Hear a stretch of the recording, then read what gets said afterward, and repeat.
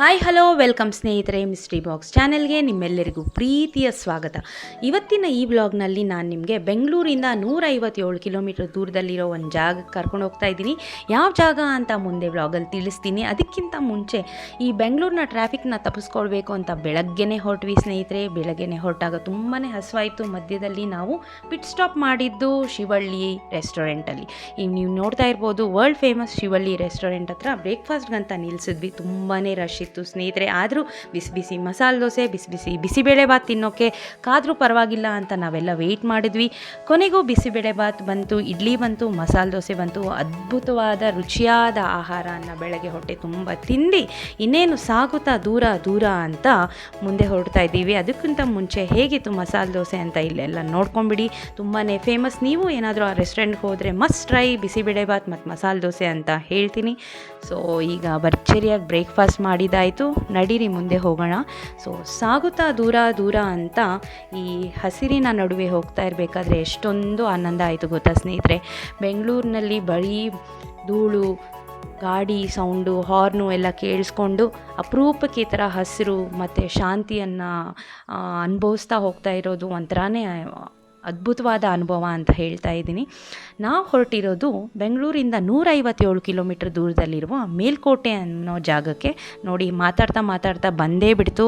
ನಾವು ಹೋಗಿದ್ದ ದಿನ ರಥಾರೋಹಣ ಇತ್ತು ಅಂತ, ರಥೋತ್ಸವ ಇತ್ತು ಅಂತ ಅವ್ರು ನಮಗೆ ಈ ಗೋಪುರದ ಹತ್ರನೇ ಗಾಡಿ ಪಾರ್ಕ್ ಮಾಡೋಕ್ಕೆ ಹೇಳಿದ್ರು. ಈ ದ್ವಾರದ ಹತ್ರನೇ ಗಾಡಿ ಪಾರ್ಕ್ ಮಾಡಿಬಿಟ್ಟು ಇಲ್ಲಿ ನೋಡ್ತಾ ಇರ್ಬೋದು, ನಮ್ಮ ಕಾರ್ನ ಇಲ್ಲೇ ನಿಲ್ಲಿಸಿದ್ವಿ. ಆ ಬೆಟ್ಟದ ಮೇಲಿರೋ ದೇವಸ್ಥಾನಕ್ಕೆ ಹೋಗ್ಬೇಕು ನಾವು. ಸೊ ವಿಶಾಲವಾದ ಪಾರ್ಕಿಂಗ್ ಸ್ಪೇಸ್ ಇದೆ ಸ್ನೇಹಿತರೆ. ನೀವು ಕಾರ್ ತೊಗೊಂಡು, ಟೆಂಪೋ ತೊಗೊಂಡು, ಬಸ್ ತೊಗೊಂಡು ಬರೋದಾದರೆ ಇಲ್ಲಿ ಪಾರ್ಕಿಂಗ್ ಫೆಸಿಲಿಟಿ ಇದೆ. ಪಾರ್ಕಿಂಗಿಗೆ ಏನೂ ಪ್ರಾಬ್ಲಮ್ ಇಲ್ಲ. ಸೊ ಆ ಬೆಟ್ಟದ ಮೇಲಿರೋ ದೇವಸ್ಥಾನಕ್ಕೆ ಹೋಗಬೇಕು ಅಂತ ನಾವು ಈ ಆಟೋನ ಬುಕ್ ಮಾಡ್ಕೊಂಡ್ವಿ. ಸೊ ನಿಮಗೆ ಮೇಲ್ಕೋಟೆ ಸುತ್ತೋಕ್ಕೆ ಇಂಥ ಆಟೋಗಳು ಸಿಗುತ್ತೆ. ಸೊ ಅವರು ಆ ಜಾಗಕ್ಕೆ ಕರ್ಕೊಂಡು ಹೋಗೋದಲ್ಲದೆ ಆ ಜಾಗದ ಕತೆ ಕೂಡ ಹೇಳ್ತಾರೆ. ಅವ್ರಿಗೆ ಗೊತ್ತಿರೋ ಅಷ್ಟು ನಾಲೆಜ್ ಅವ್ರು ನಮಗೆ ಹೇಳ್ತಾರೆ. ಸೊ ಅದ್ರ ಮೂಲಕ ನಾವು ನಿಮಗೆಲ್ಲರಿಗೂ ಹೇಳೋಕ್ಕೆ ಸಾಧ್ಯ ಆಗ್ತಾಯಿದೆ. ಸೊ ನಾವು ಫಸ್ಟ್ ಹೋಗ್ತಾ ಇರೋದು ಯೋಗ ನರಸಿಂಹಸ್ವಾಮಿಯ ದೇವಸ್ಥಾನ. ಬೆಟ್ಟದ ಮೇಲಿರೋ ಈ ದೇವಸ್ಥಾನಕ್ಕೆ ನಾವು ಕಾಲ್ನಡಿಗೆ ಮೂಲಕ ಹೋಗ್ಬೋದು.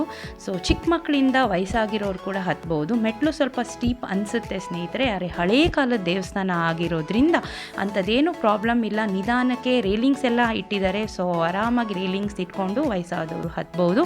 ಬೆಟ್ಟದ ಮೇಲೆ ಹತ್ತೋವರೆಗೂ ನಮಗೇನಾದರೂ ಆಯಾಸ ಆಗುತ್ತೆ ಅಥವಾ ತಿನ್ನಬೇಕು ಅನಿಸಿದ್ರೆ ದಾರಿ ಉದ್ದಕ್ಕೂ ಸೌತೆಕಾಯಿ ಅಂಗಡಿ, ಚುರುಮುರಿ ಅಂಗಡಿ, ಮಜ್ಜಿಗೆ ಮಾರ್ತಾರೆ, ಜ್ಯೂಸ್ ಮಾರ್ತಾರೆ, ಎಳ್ನೀರು, ಹಲಸಿನ ಹಣ್ಣು, ಏನು ಬೇಕು ಅದು ಮಾರ್ತಾರೆ. ಅದ್ರ ಜೊತೆಗೆ ಬುಟ್ಟಿ ಕೂಡ ಮಾರ್ತಾಯಿದ್ರು. ಸೊ ಬುಟ್ಟಿ ಹೇಗೆ ಮಾಡೋದು ಅಂತಲೂ ತೋರಿಸಿದ್ರು, ಬಟ್ ಮಾರಾಟಕ್ಕೂ ಇಟ್ಟಿದ್ದಾರೆ. ನಿಮಗೇನಾದರೂ ಇಷ್ಟ ಆದರೆ ನೀವೆಲ್ಲ ಹೋದಾಗ ಪರ್ಚೇಸ್ ಕೂಡ ಮಾಡ್ಬೋದು.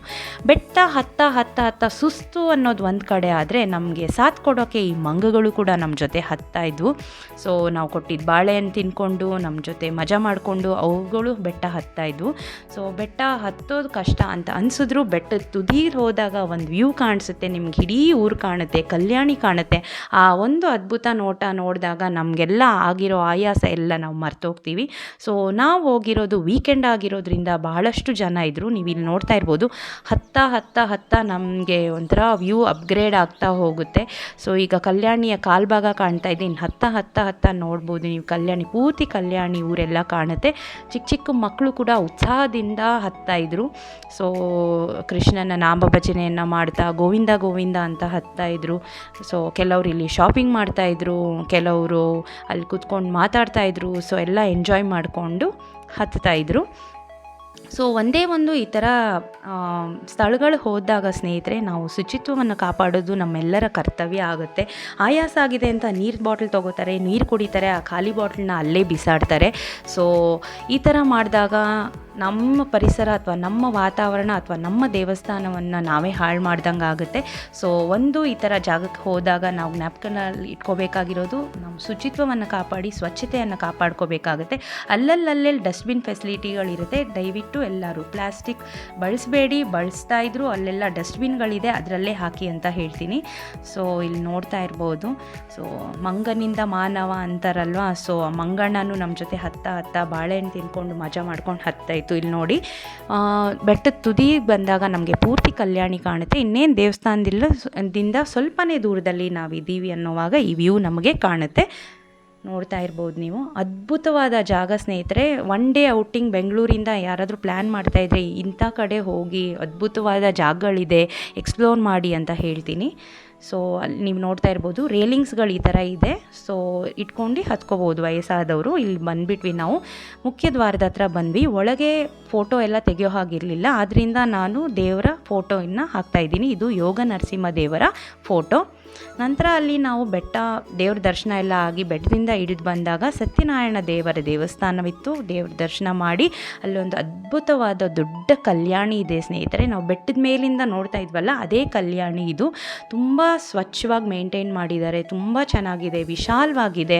ಅಲ್ಲಿ ಪ್ರೀ ವೆಡ್ಡಿಂಗ್ ಫೋಟೋಶೂಟ್ ಎಲ್ಲ ಆಗ್ತಾಯಿತ್ತು. ತುಂಬ ಜನ ಅಲ್ಲಿ ಸುತ್ತು ಓಡಾಡ್ತಾಯಿದ್ರು. ತುಂಬ ಮೆಟ್ಲುಗಳಿದೆ. ನಾವು ಫೋಟೋಸ್ ವೀಡಿಯೋಸ್ ಎಲ್ಲ ತೊಗೊಂಡ್ವಿ. ತುಂಬ ಒಂಥರ ಅವಿಸ್ಮರಣೀಯವಾದ ಒಂದು ವಾತಾವರಣ, ತುಂಬಾ ಅದ್ಭುತವಾಗಿತ್ತು ಸ್ನೇಹಿತರೆ. ತುಂಬ ಕಾಮ್ನೆಸ್ ಇತ್ತು. ಸೊ ಇದೆಲ್ಲ ಈ ಕಲ್ಯಾಣಿ ನೋಡಾದಮೇಲೆ ನಾವು ನೆಕ್ಸ್ಟ್ ಹೋಗಿದ್ದೆ ಮೇಲ್ಕೋಟೆಯ ಶ್ರೀ ಚೆಲುವನಾರಾಯಣ ದೇವಸ್ಥಾನ. ಇದು ಕೂಡ ಮೇಲ್ಕೋಟೆಯ ಒಂದು ಪ್ರಸಿದ್ಧ ದೇವಸ್ಥಾನ. ಅವತ್ತು ನಾವು ಹೋಗಿದ್ದಕ್ಕೆ ನಮ್ಮ ಪುಣ್ಯಕ್ಕೆ ಅವತ್ತು ರಥೋತ್ಸವ ನಡೀತಾ ಇತ್ತು. ಸೊ ಇಲ್ಲಿ ನೋಡ್ತಾ ಇರ್ಬೋದು ರಥೋತ್ಸವ ನಡೀತಾ ಇದ್ರು. ತುಂಬ ಜನ ಸೇರಿದ್ರು. ದೇವ್ರ ರಥನ ಹುಮ್ಮಸ್ಸಿನಿಂದ ಎಳಿತಾ ಇದ್ರು. ಸೊ ಈ ಥರ ತುಂಬ ಕ್ಯೂ ಇತ್ತು. ಅಲ್ಲೂ ಫೋಟೋ ಅಲೌಡ್ ಇರಲಿಲ್ಲ. ಹಾಗಾಗಿ ನಿಮಗೆ ಒಂದು ಫೋಟೋ ಮುಖ್ಯ ದೇವರ ಫೋಟೋ ಹಾಕ್ತಾಯಿದ್ದೀನಿ. ಇದು ಬಂದುಬಿಟ್ಟು ಅಕ್ಕ ತಂಗಿ ಕೊಳ ಅಂತ ಚೆಲುವನಾರಾಯಣ ಸ್ವಾಮಿ ದೇವಸ್ಥಾನದಿಂದ ಸ್ವಲ್ಪ ದೂರದಲ್ಲೇ ಇರೋದು, ಒಂದು 3 ಕಿಲೋಮೀಟರ್ ದೂರದಲ್ಲಿದೆ ಅಕ್ಕ ತಂಗಿ ಕೊಳ ಅಂತ. ಇದು ಒಂದು ಫೇಮಸ್ ಟೂರಿಸ್ಟ್ ಸ್ಪಾಟು. ಹೀಗೆ ನಾವು ದೇವ್ರ ದರ್ಶನ ಆದಮೇಲೆ ಮುಂದೆ ಸಾಗಿದ್ದು ಧನುಷ್ಕೋಟಿ ಎಂಬ ಜಾಗಕ್ಕೆ. ದೇವಸ್ಥಾನದಿಂದ 5 ಕಿಲೋಮೀಟರ್ ದೂರದಲ್ಲಿರೋ ಈ ಜಾಗಕ್ಕೆ ಒಂದು ಕತೆ ಇದೆ. ರಾಮ ಲಕ್ಷ್ಮಣ ಸೀತೆ ಈ ಜಾಗಕ್ಕೆ ಬಂದಿದ್ರಂತೆ. ಸೀತೆಗೆ ತುಂಬ ಬಾಯಾರಿಕೆ ಆಯ್ತಂತೆ. ಅವರು ಸೀತಾಮಾತಾ ನೀರು ಕೇಳಿದಾಗ ಶ್ರೀರಾಮಚಂದ್ರ ತನ್ನ ಬಿಲ್ಲು ಬಾಣದಿಂದ ಬಾಣ ಬಿಟ್ಟು ಅಲ್ಲಿ ನೀರು ಬರ್ಸಿದ ಜಾಗ ಅಂತ ಅವ್ರು ಹೇಳ್ತಾರೆ. ಸೊ ಅದರಿಂದ ಅದರ ಹೆಸರು ಧನುಷ್ಕೋಟಿ. ಆ ನೀರು ಇಂದಿಗೂ ಆವಿಲ್ಲ ಅಂತಾರೆ. ಇದು ರಾಯಗೋಪುರ. ಸೊ ಇಲ್ಲಿ ತುಂಬ ಫೇಮಸ್ ಪಿಕ್ಚರ್ ಶೂಟಿಂಗ್ ಎಲ್ಲ ಆಗಿದೆ ಸ್ನೇಹಿತರೆ. ಇದೆಲ್ಲ ಮಾಡಿ ತುಂಬಾ ಸುಸ್ತಾಗಿ ಆಲ್ಮೋಸ್ಟ್ ಮಧ್ಯಾಹ್ನ ಊಟದ ಸಮಯ ಆಗಿರೋದ್ರಿಂದ ಮತ್ತೆ ನಾವು ಚೆಲುವನಾರಾಯಣ ಸ್ವಾಮಿ ದೇವಸ್ಥಾನ ಹತ್ರ ಬಂದಾಗ ಅಲ್ಲಿ ಅನ್ನಪ್ರಸಾದ ವಿತರಣೆ ಆಗ್ತಾಯಿತ್ತು. ನಾವು ಎಲ್ಲ ಅನ್ನಪ್ರಸಾದವನ್ನು ಸ್ವೀಕರಿಸಿ ಮೇಲುಕೋಟೆಯ ಸುಂದರವಾದ ವಾತಾವರಣವನ್ನು ಸವಿದು ಅಲ್ಲಿನ ಪ್ರಸಿದ್ಧ ಪುಳಿಯೋಗರೆ ಗೊಜ್ಜನ್ನು ತೊಗೊಂಡು ಮನೆಗೆ ಬಂದ್ವಿ. ನೀವು ಏನಾದರೂ ಒನ್ ಡೇ ಔಟಿಂಗ್ ಅಂತ ಬೆಂಗಳೂರಿಂದ ಪ್ಲ್ಯಾನ್ ಮಾಡ್ತಾಯಿದ್ರೆ Melkote is a must visit ಅಂತ ಹೇಳ್ತೀನಿ. ಇನ್ನು ಸಮ್ಮರ್ ವೆಕೇಷನ್ ಮಕ್ಕಳುಗಳಿಗೆ ಆಗ್ತಾಯಿದೆ, ಇನ್ನು ಮುಗ್ದಿಲ್ಲ ಅನ್ಕೋತೀನಿ. ಸೊ ನೀವೆಲ್ಲರೂ ಫ್ರೀ ಇದ್ದರೆ ಮೇಲ್ಕೋಟೆಗೆ ಹೋಗಿ ಅಲ್ಲಿ ಸುತ್ತಮುತ್ತಲಿರೋ ದೇವಸ್ಥಾನವನ್ನು ದರ್ಶನ ಮಾಡಿ ದೇವರ ಆಶೀರ್ವಾದವನ್ನು ಪಡೀರಿ ಅಂತ ಹೇಳ್ತಾ ಈ ವ್ಲಾಗ್ ನಿಮಗೆ ಇಷ್ಟ ಆಗಿದೆ ಅಂತ ಭಾವಿಸ್ತೀನಿ. ಇಷ್ಟ ಆಗಿದೆ ದಯವಿಟ್ಟು ಲೈಕ್, ಶೇರ್ ಆ್ಯಂಡ್ ಸಬ್ಸ್ಕ್ರೈಬ್ ಮಾಡಿ. ನಿಮ್ಮೆಲ್ಲರ ಪ್ರೀತಿ ಪ್ರೋತ್ಸಾಹ ಸದಾ ಹೀಗೆ ಇರಲಿ. Thanks for watching.